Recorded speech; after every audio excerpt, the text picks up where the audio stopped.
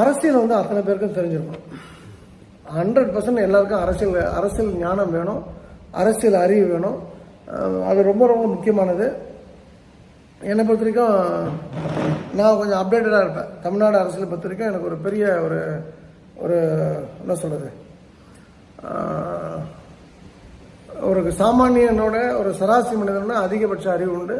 But எனக்கு வந்து இப்போ ஒரு 3-4 மந்த்ஸில் எனக்கு முதல் ப்ரியாரிட்டி ஹெல்த்து.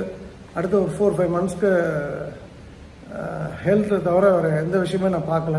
ஏன்னா 2-3 கிளாஸஸ் போனோம், அப்புறம் ஒரு 2-3 லாங்குவேஜ் கிளாஸ் வந்து நிறுத்தியிருக்கேன், அதை நான் ரீஜாயின் பண்ணணும்.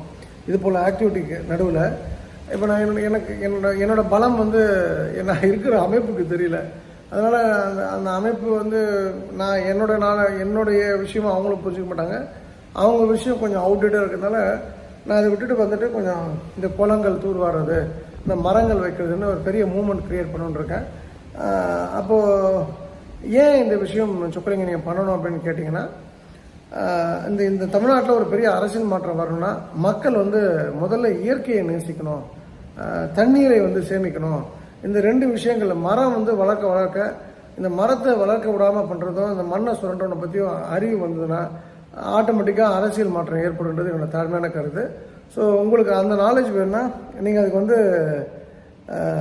நிறைய பேப்பர் படிக்கணும் அவசியம் கிடையாது. 7th பாயிண்ட் அது. நான்லாம் வந்து எந்த பேப்பரும் படிக்க மாட்டேன். ஆனால் வந்து நீங்கள் பொலிட்டிக்கலாக எது கேட்டாலும் அப்டேட்டாக இருப்பேன்.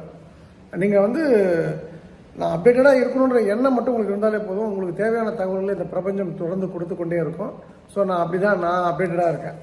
ஸோ 7th வந்து பேப்பரை வந்து படிக்காதீங்க.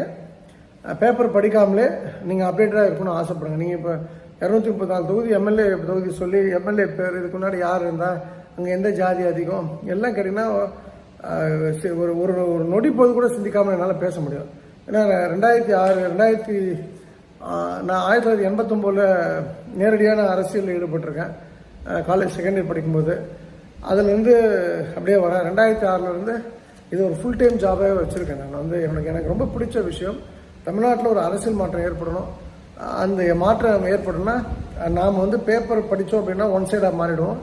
எந்த தப்புனா யார் பண்ணாலும் தப்பு தான்ற ஒரு எண்ணம் வரணும்னா நீங்கள் அந்த அரசியல் நாட்டம் நமக்கு வரணும், நமக்கு வேணும் அப்படின்ற எண்ணம் இருந்தால் மட்டும் போதும்.